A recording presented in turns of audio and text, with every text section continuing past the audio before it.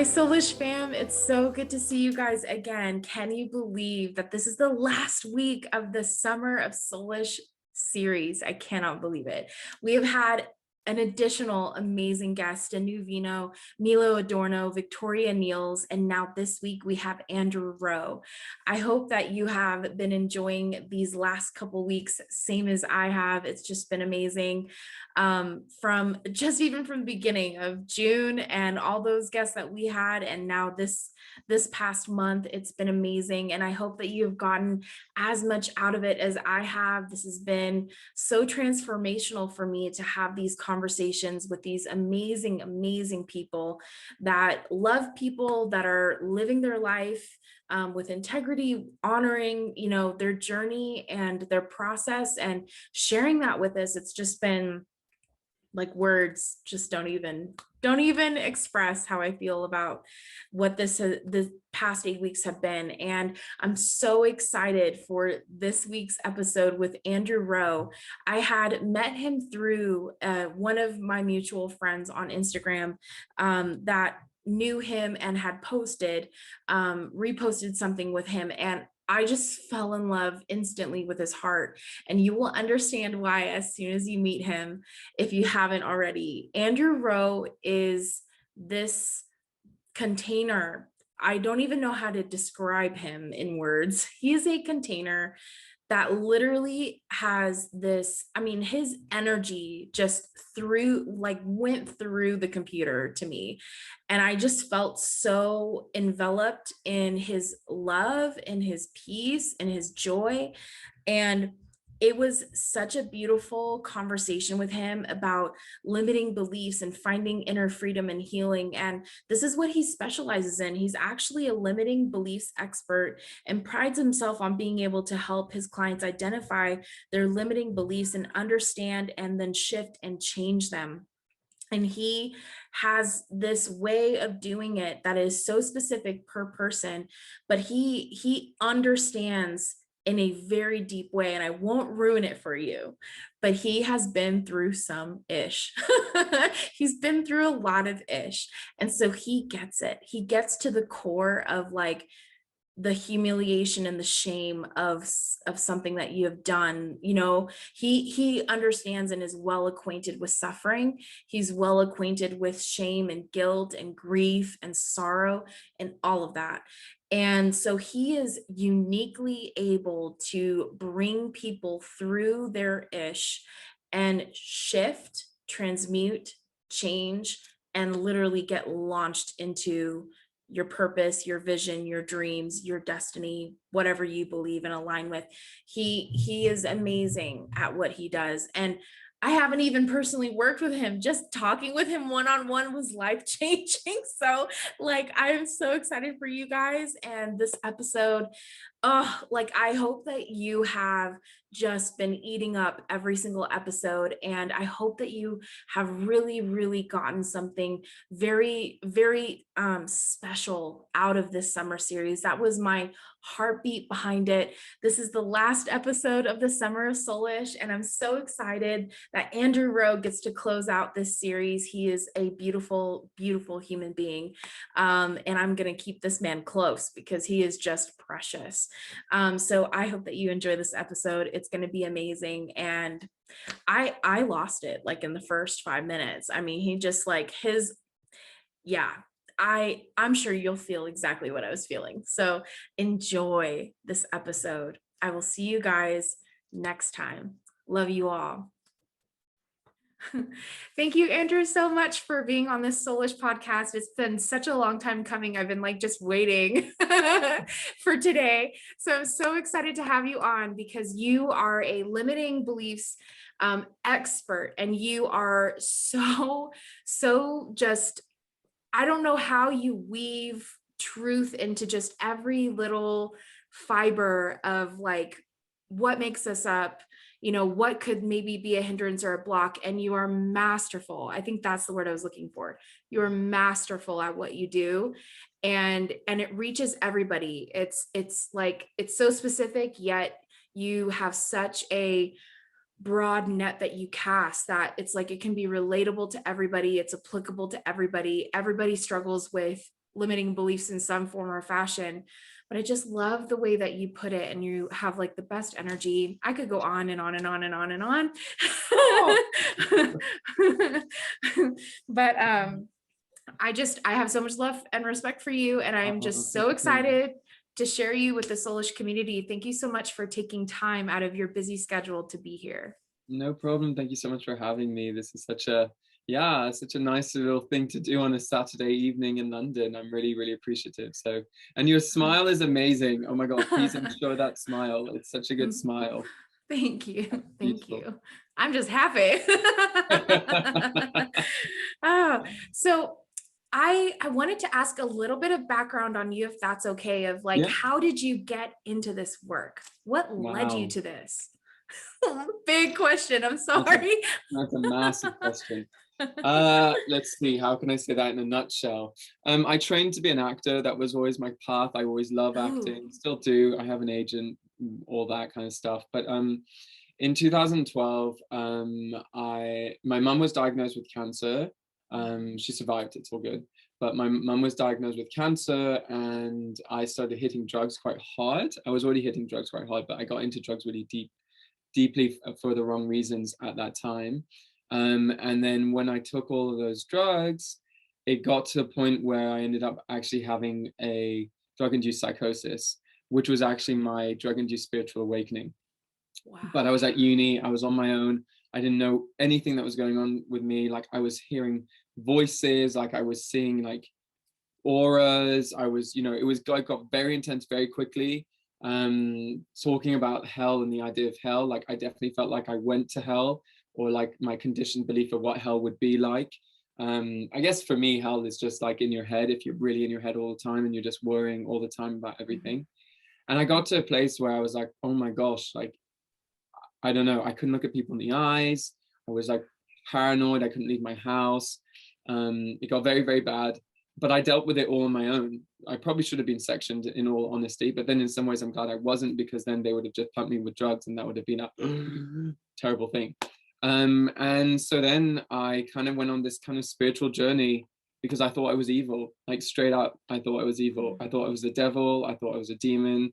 I thought I was a bad person. And like deeply, deeply believed those beliefs, even though I had no beliefs really to prove it. But it's just because of these drugs, and because of well, just some really mad stuff that happened to me. And I will say mad. Normally I say magical, but this was definitely not magical.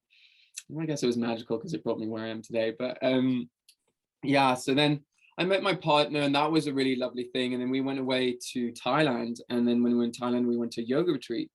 And at the yoga retreat, I met this girl called Alana, and we got along really well. She's an actress from London as well, my age.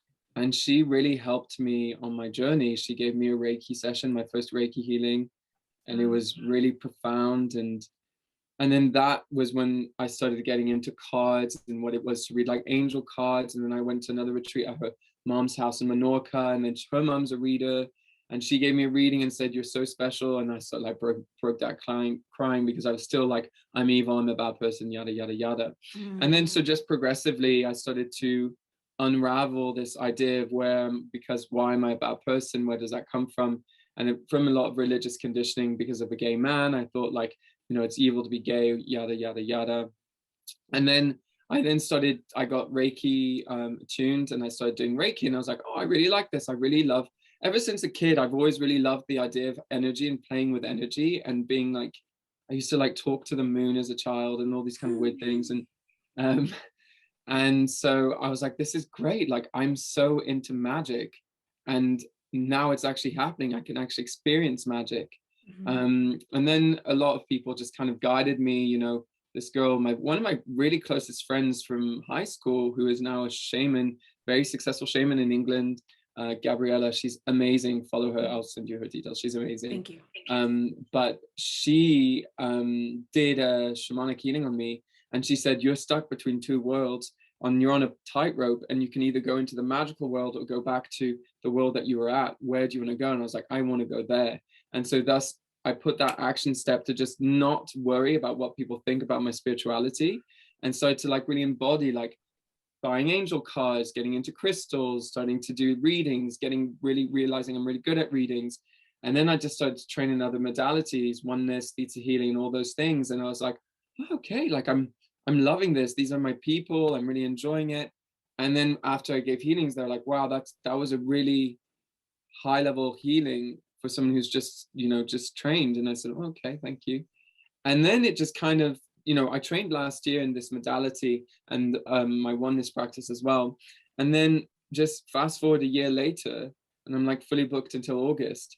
And I'm just absolutely loving life because I'm helping so many people. And my divine timing is to guide people back to the essence of love. I just want everyone to remember that they are love at core. And no matter what they've done, no matter what they've experienced, it doesn't take that away. And that's the kind of work I do. I help pull away all of those layers so that they remember who they really are at core. Trying not to cry right now. I'm like totally tearing up. You have such an energy about you that is so healing and is just also really penetrating. Like I'm feeling it over here. I'm trying not to cry. Oh man, Andrew, I can't imagine actually believing like I'm evil. Like what a shift that you made, from thinking you're the lowest of the low / like a prowler, someone that's like going after people to rip them apart and kill them. And then here you are literally on the opposite end, like connecting people to the oneness factor and the love that they have at the core. And here you are healing people. And I think that was my divine timing. I had to go through that drug-induced psychosis for me to understand the density and darkness. So I understand it very well and I'm accustomed to it in order to go back to the light. It was almost like it was my test in order to see how willing. I always think it's like, how willing am I to return back to the light, right? And I proved that I was very willing and I wanted to. And it just really made me feel like, wow, the challenge that I've overcome was such a big challenge, yet there's so many other people with their own challenges that always, and that's all we're doing is we're just trying to remember that we're love, yet we keep forgetting. And whenever I think about like serial killers or pedophiles or whatever they are, and I've always had a fascination of them when I was a child, not because I was fascinated by their gruesome murders. I was fascinated by what made them do what they did. And it's like every single one has a same link, that they were sexually abused as children, they were neglected as children, right? When the absence of love creates quote unquote evil doesn't exist. It's just the absence of love. Yeah. So therefore, spending time really getting acquainted with love and acquainted with ourselves in such a way that we don't look away from suffering, or we don't look away from pain, we don't look away from hurt or unhealed wounds. It's actually looking at it and loving it, right? That transmutes it. Love transmutes everything. Yeah. The more we can tap into that, the more our lives will change. And yeah, I was a very angry kid, and just transmuting out of that anger, but understanding why that anger was there in the first place. And I think understanding our emotions is so important. Yeah, definitely hit the nail on the head. Earlier, we were talking kind of offline around limiting beliefs and just some of the things people feel like that they're unable to tap into their intuition. They're unable to tap into even maybe just spirit, God, universe, source. What are some examples that you have of people that have maybe clients that have struggled with that, and maybe what are some tips or advice that you have for people that are listening that this is such a full circle moment. Well, full circle, just a really nice synchronicity, because my client this morning, we were looking at her intuition and why she wasn't trusting her intuition, and we figured that she was in a shop when she was a child with her father, lost her father, and then decided to walk home because it was only a 5-minute walk. And when she got home, the mum said, "Where's your dad?" And she just was like, "Oh, well, he's coming," or whatever. And then the dad said, "I've lost so and so, I've lost so and so." And then mum said, "No, she's here." And then the dad scolded her and shouted at her and got angry at her. And so then we understood at that moment, she was like, my intuition isn't safe. When I follow my intuition, I get hurt. When I follow my intuition, I receive pain. Right. And it's fine. Yeah, I know, mind blown, right? Such a big moment.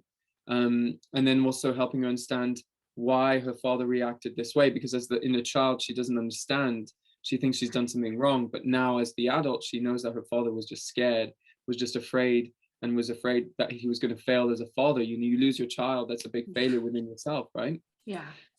So that's an example of that. And I would say whenever people have issues around trusting God, universe, source, and interestingly enough, with my clients, I actually get them to test, I trust God and I trust universe, because they'll say I trust the universe, but they don't trust God. But they're one of the same. So if you don't trust God, you're still negating some energy of universal source energy. And that usually is due to like social conditioning around what God means, around that God is going to punish you. One of the big ones is like, there's all this suffering in the world, so why is God not doing anything about it? But like, God's got nothing to do with the suffering in the world. This is our own making of humans trying to learn and grow. And if people are suffering dearly and deeply, on some level, their soul has chosen that to experience something, right? I always give this to my clients and say, the boy who washed up dead during the refugee crisis, it was horrible. He was the poster boy and created the movement for the refugee crisis movement. And if this kid never existed, there'll probably be another soul that incarnated, but that soul chose to experience that, to then create this movement. So rather than us seeing like so much suffering around us, we can be like, wow, so the suffering at the moment is the only way for humans to wake up and start doing something, right? So it's got nothing to do with God. God's not just like pointing his fingers. So I'd say like that is just to look around your conditioned beliefs around that. Oh, that's so good. There's so much in there.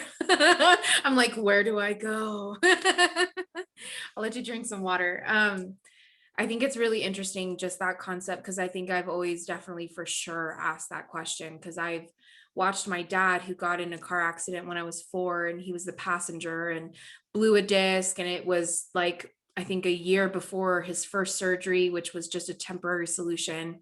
And then when I was like 13, he got his second surgery, which was more of a final like fusion, steel cage around the spine, like that whole bit. But I watched my dad suffer for the majority of my childhood and junior high, high school, college, and I still watch him suffer to some extent to this day. He's never fully recovered. He's never fully healed. But what I never understood was I would watch him in church lay his hands on people, including people that had similar issues to him, and they would get healed. Yet my dad would go right back home, right back to the bed, suffer, sleep for the rest of the week because he can't sleep when he's in pain. So he's getting like 15 minutes at a time of sleep because he's suffering so bad. And that's that. And I just for years was like, I don't get you, God. Like, how can you do that? I feel like that's cruel that you would like allow him to be able to be an instrument or a conduit of healing, and yet he can't live a healed life. Like, that's so fucked up, is what I always thought. And I've just kind of have come to that same conclusion of like, I think my dad chose this life. He chose, he may not know it, but he chose to incarnate and to suffer in this way. And he is the biggest, most loving teddy bear on the planet. And he just embodies that. He embodies healing and love for people, but not for himself. And there's something to that for him. I'm not obviously going to analyze your father, but there's some stuff that's coming up. So I just want to share No, go ahead. So the back is all about support. And so whenever we injure our back, we don't feel supported in some way. And it's interesting that he's giving out all his energy to support others, but how is he not supporting himself? And so it's about, for me, what's coming up within him is like, he doesn't know how to find the balance. It's almost like, I need to give all of my soul to others so that I have no more left for myself. You know what I mean? And so it's this energy yeah, suffering is a choice. We choose to suffer. And so like, if he's, if he's suffering on some level, I slipped my disc last year and I was out for 9 months. And it's this thing of like, well, what am I trying to learn?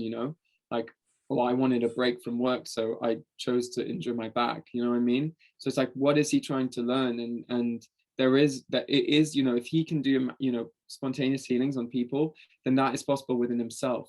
But he has so many Right. belief systems that are preventing him from getting to that point. You know what I mean? Yep. And after years of identifying, right? I think that's also something that a lot of people struggle with, is they end up identifying with the limiting belief, right? Because it becomes core. So for whatever my dad believes or whatever, I think sometimes we identify with the pain so much that it becomes It becomes a us. it becomes Yeah, us, we become yeah, it. And then we have no literally. issue with that. We have issues with external things, but Yeah, this now becomes who we are. yeah. And we're afraid to let go of that identity. And we Yeah. also have to look at what am I gaining from being in this suffering? Am I getting attention? Am I being validated and seen? And am I afraid that if I lose this suffering, I won't Yeah. have that anymore? You know what I mean? Yep. Yep. Because it's the victim, right? And that's, I think, a part of the victim mentality is that the attention we get and we receive feels validating, feels affirming. So then Mhm. it's like, but if I take off the narrative, or I take off the story of woe is me or poor me, or I'm so, I'm this, I'm that, I'm this, I'm that, then what are we? Absolutely. Yeah, I've yeah, struggled with that. I'm acquainted with that one. yeah. Yeah, it's so crazy. How does someone work backwards out of like a core belief like that identifies them? What are some steps that you Wow. have?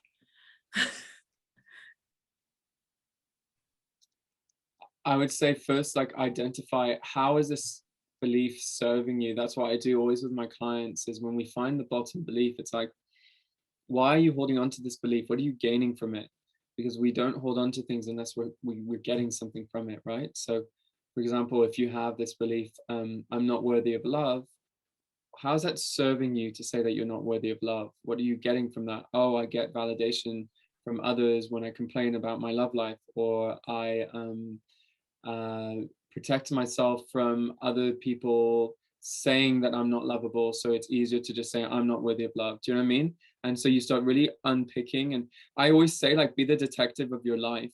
And so, Mm, like, start to investigate, be curious rather than being like accusatory, rather being like the judge. Be the detective and start just digging in and seeing what can you find. Where are the breadcrumbs leading you to?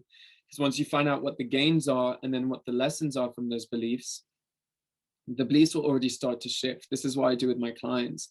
The beliefs start to shift. And then we do with the energy healing and shift everything through God, universal source energy. But that will already start to move things over. But first of all, you need to start identifying and understanding that you do have belief systems that are programmed and that are preventing you from expanding, because we're all limitless beings of light, every single one of us on this planet. But some of us are more stuck in our humanness than others. And we just mm. need to be able to know that we've come here to have a human experience. We've not come here to suffer. That's an illusion. You know what I mean? Yep, that's so good. Mm. So you fully believe in reincarnation in your work? I believe, well, reincarnation is a funny word, isn't it? I just think that we have constant, like, yeah, we live different lives. Like, I have so many parallel lives going on at the same time, like multiverse theory, very, very much based in physics. And there is definitely a high, well, incredibly high percent chance that there is a universe out there which is like same as here, but maybe you're wearing a red, you know, top and I'm wearing like a t-shirt. Do you know what I mean? And like just something's just a little bit different. Um, so yeah, I definitely think that we've all had, and I've tapped into it when I work with my clients, and they might be like, "Oh, I don't know where this belief goes," and I'm like, "Oh, okay, past life, you were da da da da da." You know, there's sometimes some beliefs around like being afraid to be a healer and everything, and that's probably because you were shamed. I normally see people in stocks and like being thrown at. Sometimes you were killed. That's a little bit more brutal. So yeah, definitely believe in past lives. Definitely believe that, you know, we're connected on all levels. We're multidimensional beings for sure. That's really cool. This question came to me because I'm sort of new to this whole world of Yeah. metaphysics and all of that. But is it possible for you to be influenced or affected in any way by the other lives that you're simultaneously living? Like, can you be that connected that you could be feeling things off of those other lives, or is it a little more separate from that? You can definitely 100% have belief systems connected from past lives, 100%, where you're like, I have no idea where this is coming from. Like, where's my fear of water coming from?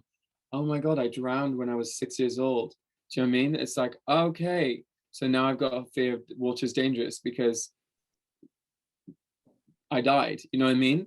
So Mhm. yes, definitely. And you can also tap into like your skills and gifts in your lives, right? It's not just all bad. You can just tune in and be like, right, okay, so I just want to know a past life where I was really good at, I don't know, archery. I don't know, I'm thinking of archery. And then you just see if and you have any past lives. And it's about trusting. I think that's the biggest thing is like a lot of people will be Mm, like, well, you're making it up. It's like, how do you know I'm making it up? Like I'm just trusting what comes to me, and that's it. It's intuition. You When I'm reading people and doing work with them, I just try. The more you trust, the more you're in the flow, the more you're in just this beautiful energy. So yeah, definitely can definitely be impacted by your past lives. that's really cool. And also, can you be impacted by the lives that are simultaneously happening, like now in this moment? Not so much past, but maybe I present, future? Okay, sorry, I misunderstood No, your no, question. no, you're good. No, I don't think so. I think the power for what I'm just being shown by my guides right now is it's just a different avenue, a different route, but you don't get affected by it. Does that make Got it. sense? Yep. I just was wondering because I know like we're so connected because we're energy, we're spirit. So with living multiple existences at the same time, like simultaneously and past and future and all that is like, dang, how connected are we to all this? I just need more things to blame. That's all I'm trying to get at, Andrew. Right. You can connect to your future lives too, which is a really cool thing. So like, if you want to do like, oh, I want to connect to, Whitney who has like a sellout podcast on Apple and blah blah blah blah and whatever, you can be like, okay, I want to connect to this person because that person exists. And then you can be like, what do I need to do in order to get to that? You know what I mean? Be Yeah. curious, start to play around. I tuned into my future self around success, and the first thing that came was like, do not doubt yourself. Whatever you do not doubt yourself. That is going to slow you down by years. Just constantly trust yourself. Even if people say you're wrong, just trust yourself. Mhm. So yeah, yeah. Oh, that's so good. So you started coaching a couple years ago. Like you started your business a couple years ago, Yeah, right? babe. Like a I year. Do you know when I started my business? Like Yeah. properly, like when like I took it seriously. I started in February. Shut I love that. Yeah. I love that. I started in February, and then out of so many synchronicities, like in February, I booked like 45 clients, and yeah, I have I think 120 clients since February.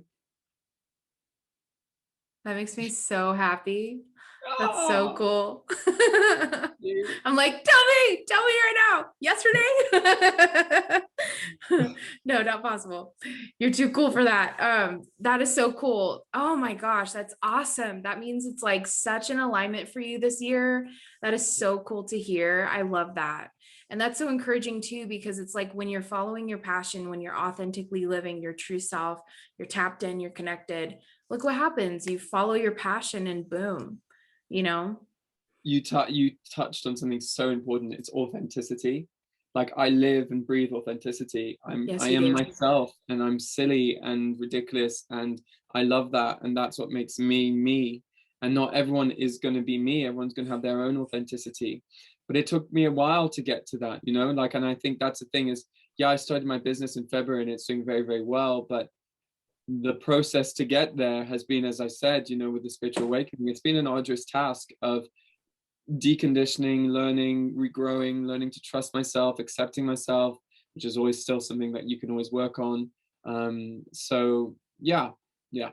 Authenticity, key. Be authentic in everything you do. That's so cool. But to be, acquainted with your suffering and your process, and to go to such depths of, I guess you could say, darkness, it's like you basically learned how to take other people through that because you Yeah, know what it's like. yeah. You've been Yeah. there. You know what? I had this client, which was really interesting, and he had exactly the same thing that happened to him that happened to me.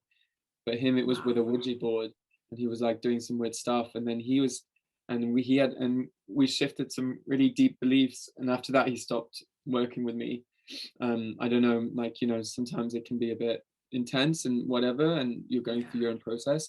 But even just that, I was like, oh my God, thank you, universe, for sending me this person, because like I know exactly what this person's belief are, and now that's so wrong. And like the voice that's telling you you're X, Y, and Z, and it's just like your ego trying to crush you. And Mhm. yes, yeah. And I think also, you know what helped me a lot, being an actor, because as an actor you have to be really in touch with your emotions and feelings and understand the character's emotion and journey. And so when I'm tuning into my clients, it really helps to understand that using, so yeah, interestingly, although I'm not acting at the moment, I'm still using all my skills within, yeah, my career. It's just like perfectly Yeah, yeah, perfectly exactly. packaged. So good. Um, we were talking to earlier offline about religion and how that plays a part in just our understanding of what's possible or how the world works. Like for me, growing up, totally all about like heaven and hell, good and evil, angels and demons, sin, no sin, or righteousness, sin, righteousness, and there was always just that really strong duality. I know like there's been a lot of different beliefs that I've struggled with, or just around like shame, like the shame and honor culture is a real thing. Yeah, um what are some things, like, I don't know if you work with people that have religious backgrounds, but yeah, yeah. I know like kind of that concept of God can be difficult, right, to work through. Very, yeah, definitely. Well, as a gay man, obviously, I have my own story around God, and feeling like, I was Christian and did my first communion, and then started hearing like that God doesn't like gays, and I'm like, oh wait, I like men. What's going on? And then like being told that what you are is wrong, and then the whole thing with my mom and stuff. So I've had my own fair share of worries around God and religion and the conditions that we are put under, right? And this idea that like we need to suffer, and then we need to repent our sins, and it's wrong to do X, Y, and Z. And then you have sexual shame and shame around Yeah. sex, and what does sex even mean? And like, should I be doing it? Should I even be masturbating? Like all of these really things, which is just crazy. Like we're just meant to be having a really enjoyable experience, like a sensory experience. Um, so I think, around my clients, and whenever they have like things with God, it's like, I trust God, no, or um, I am evil. So I have a lot of clients who have that, or I'm bad, I'm a bad person, because we're told we're bad, right? We're told Right. that we sinned and that we're bad, and that, Jesus took away our sins. And it's like, whoa, that's really disempowering in some ways, to say that someone else took away our sins and took away our suffering. It's like, I can do that myself. But I always see religion as a metaphor for within our own lives, right? I Yeah. totally believe in Jesus, love Jesus, Christ consciousness, ascended master of forgiveness, I call him. Like, he is so good with forgiveness. But he's not the only ascended master. Like, there are more than one ascended masters. um, and he's a good explanation of like enlightenment, of just living true embodiment of love. And this idea of him being crucified and still being able to forgive the people who crucified Yeah. him is ultimate forgiveness. And that's Yeah. such a beautiful lesson for us to learn, that like, Yeah. oh, okay, what, our spouse cheated on us, we find that difficult to forgive, yet Jesus was crucified and was still able to forgive. It's like, let's put things into Yeah. perspective. So that's a really beautiful thing. And I think also, religion with this idea of heaven and hell, yeah, it definitely is from a place of controlling. And it was created at a time where there was a lot of unrest, and it was a good way of controlling people, because thou shalt not kill. Yeah, that's really important, because if we don't have that, everyone's going to start killing each other. So there's that control was needed. Whereas now, within the spiritual awakening, when people are waking up, it's like, actually, no, you know what, like, I'm going to take my own perspective on this, my own perspective on what is being said, not to read everything by the line, because if you start to read the Bible by the line, there's so many things that you cannot be doing, like loads and loads of things that you should not be doing. And it's interesting how religious fanatics, like, Westboro Baptist Church, choose to pick out certain little things, like, it's just, and that's so sad, because they're actually going against everything that God is. If you have any hate towards anyone, whether their religion, whether their sex, whether their gender, whether their sexuality, whatever it is, hate does not exist in God. So if any religious congregation is preaching that, that is not God. Right. That's ego straight up. Yep. Because God is love, therefore there's no one that God doesn't love.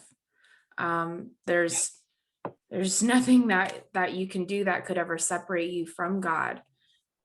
And I think like that's something too that I've just come to like really honestly, truly believe. Like, I think I thought it, I was like, oh yeah. Nothing can separate me from the love of God, right? That's verse. But then when you actually live it, everything then has to kind of submit to that, right? Which then really changes things around limitations or inadequacies or any of those areas. Whenever we're in the energy of lack or scarcity, we're just moving away from our true essence of love. And the more we just tune into that essence, which is us, we're God, right? God is me and you. God is me and I am God. I can't remember what there you go. God is me and I am God. Yes. Yes. Yeah. So there's this thing, like, we are like these amazing beings. And I mean, if we knew what we were capable of, manifestation is a very big thing at the moment. Everyone loves this manifestation thing. And I love manifesting, and it's such a beautiful thing. And we can literally have anything that we want, as long as it's coming from a place of love and compassion and goodness, not like, oh, I want world domination. But we can have anything that we want. The only thing that's limiting us is our belief systems around it, I'm gonna ask you a question around that. I think a lot of times with manifesting, like we always talk about manifesting a relationship, abundance, we want these things. Do you feel like manifestation may not so much be an outside process of you sending out? Because I've always heard of like, send out your intention and then it'll come back to you, Is it more of just like clicking into alignment of that thing, like literally just believing this is meant for you and it will benefit you and others, and and that you're worthy of it? Is it just a matter of that, and then it just kind of naturally is attracted to you? I love that. And I'm totally on board with alignment. I think that's key. Like, you get into alignment to become the vibrational frequency of what you want. And so, like, if you want, I don't know, like more clients for your business, become that vibrational frequency. What do you have to do to be so open and be at service to others? And, I always say to my clients, it's always come from a place of service.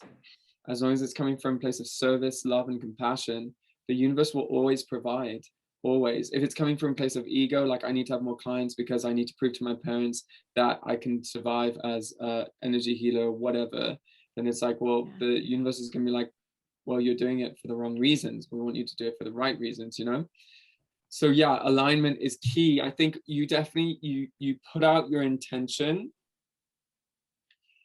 like, and a very, very clear intention of exactly what you want, and then you put in all the action steps to make that happen.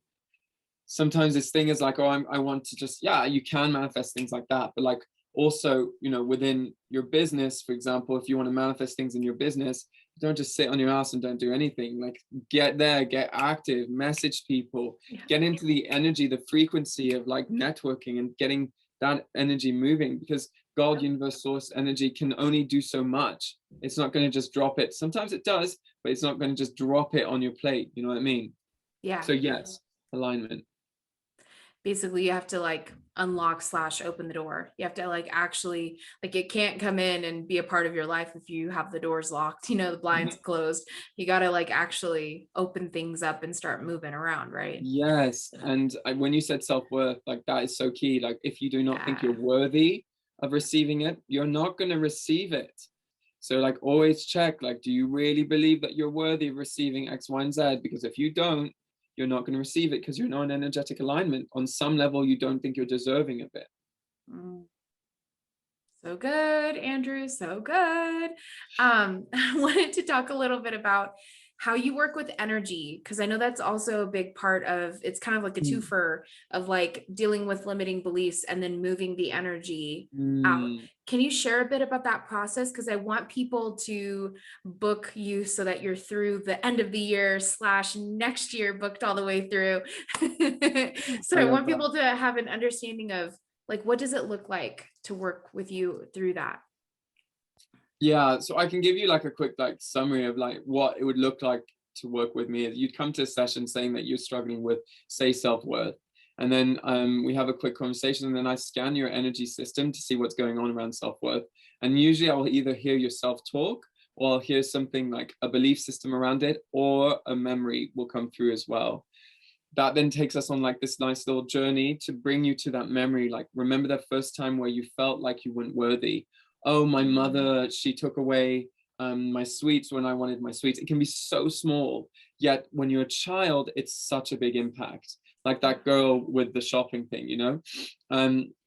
Then once we find that, we then we do something called digging. So we like dig to find what the bottom belief is. So like imagine you have all of these belief systems, and the bottom belief is like, I'm not worthy of love, for example. But then when we find that bottom belief, I get you to muscle test. So muscle testing is a form of kinesiology. So basically it's like, imagine your body, you're standing and you say yes, yes, yes, your body moves forwards. No, no, no, your body moves backwards. It's amazing. And it's a really great way to tap into your unconscious mind. So then the Wow. client gets to see it for their own eyes, right? It's not like, and it's not woo goo. It's like, it actually works, right? And so they're like, okay, so I see this belief is what it is. Then, like I said before, we look at the gains and what the lessons are from that, because then that connects the unconscious to the conscious, and they become one. And then you're like, oh, okay, that's why starting to release. Then I take my clients through like a meditation. We connect to universal source energy, to this like white light, seventh plane. And then there, basically, I just say, can the universe download you with X, Y, and Z? Is okay if the universe pulls, da, da, da, da. And then it's just a journey. Like, I can't really explain what it is. It's just a journey of allowing me and universe to just flow into where it needs to go. We do inner child healing, some visualization around that as well, because the inner child needs so much healing as well. And every time it's different. Sometimes I'm like singing in it because there's just something that comes through. Sometimes I do light language. It really depends on what comes through. And then at the end, we end the session and you muscle test again. And 9 times out of 10, the belief has changed. If it hasn't, the session doesn't end until the belief has changed. But it's so powerful because my clients then they can feel the shift. They're like, oh my God, I feel so much lighter. This is just amazing. And then they go like, they can test that belief system. And then it's like, oh my God, it's shifted, it's changed. And so then on an energetic quantum level, it's gone. Then it's all about mindset. So then I give like tools to my clients on how to just make sure that that belief system doesn't come back through negative thinking, right? Do you know what I mean? Yeah. And yeah, so that's my process. Holy crap. I'm like, you're booked through August. I'm booked Can I until sneak in August. there somewhere? So cool. That's so amazing that it's so, I'm going to say this word wrong, maybe integrative. Yeah, integrative. Yeah. Integrative. See, I want to say it like you say it. That's why I'm having a hard time. But yeah, it's so like just woven into every part of someone. So it's not just like at one level healing. It's like It's full level. multi. Yeah. Do you feel like that moment when they realize that the belief has shifted, that that almost like reinforces the fact that they've shifted, like for them knowing Oh and my seeing and goodness, yeah. feeling? It's so important for them to see that. Sometimes I have like, do you want a muscle test? And they're like, no, I know that's gone. Like I can feel it. And sometimes they're like, yeah, I'll muscle test. They're like, oh my God, that's crazy. And sometimes when I'm doing the healing, like, you know, the belief won't go, right? And it won't shift. I'm like, okay, cheeky little one. So then I'm like, okay, so what is it that's not making you want to shift? And then so then I ask questions within my head, like within my guides and stuff. I'm like, oh, okay, you're worried of X, Y, and Z, download it. And then my clients are like, how did you know that? I was like, because you want to let go of that belief. And sometimes you have something around your ancestors. So you want to let go of a belief, but the ancestors are coming through and they're like, no, no, no, no, no. You can't think that you're God because it's heresy and it goes against everything that we believe in. You know what I mean? So it's like this thing of like releasing all those beliefs from the ancestors and downloading the ancestors with new belief systems. And I know it sounds like, oh my God, but surely this can't be, it can't be that easy. And I did definitely think that. I come from a very scientific background. My family are all like doctors. Um, and my father, my brother, and my grandfather. And so there's always been this thought in my head, like, oh, is this just like a rip-off? Am I just scamming people? Blah, blah, blah. But like just every single client I've had, my testimonials just are through the roof. And it also experiences on myself and how much I've changed. So yeah, it can seem almost too easy, but then like who's to say that it's meant to be hard? Yeah. Why do we Why need should it to be healing be hard? hard? We don't. Yeah. We're limitless beings of light. It can be like that. We choose for it to be hard. That's also a limiting belief that I work with my clients. That like I need to suffer in order to heal and stuff like that. Yeah. I've had that with my clients as well, of like, where they say like, I'm meant to suffer, I'm meant to experience this level of abuse. And I'm like, I'm sorry. No, no, no, no, no, no, no, no, no. That's like, that's not why you incarnated here. But it's like, it's kind of the martyrdom, It's like, the martyrdom. mentality. It's a real thing. It's It's definitely a a real real thing. thing. I think that's what my dad struggles with, to be honest, because I think it's like self-sacrificial, right? Just sacrificing, sacrificing, sacrificing at And the this idea expense of that myself. exactly, and this idea that we think we're humble, and it's humbling us to do this. And actually, my teacher said, I always would say, oh, actually, I want to be humble. And then she's like, you know, have you looked up in the dictionary what humble means? It means a low level of yourself. And it's like, actually, wait, I don't want to be humble. Like, I don't want to, you know, let's find a different word for that, because I don't want to be a low level of myself. You know what I mean? Like, I don't want to be like Yeah. below others, you know? So I just try and say like, what it feels like to be strong within calmness. I think in the Bible, it was like the meek will inherit the earth. I don't know if meekness would technically be a better word for that. I always look at meek as like timid, not like, I don't like meek. Do you know what I get that from? I get you. You're giving me Little Shop of Horrors vibes. The meek shall inherit. Have you ever watched the Little Shop of Horrors? I was in that musical when I was in high school, so that song just played immediately when you said it. I was like, you're making me, giving me no. like street rap vibes, where like all these poor people on the street that have no money, and I'm like, I'm not gonna be calling people meek. So, okay, meek is not an alternative. We'll come up Meek with is another one. not an alternative.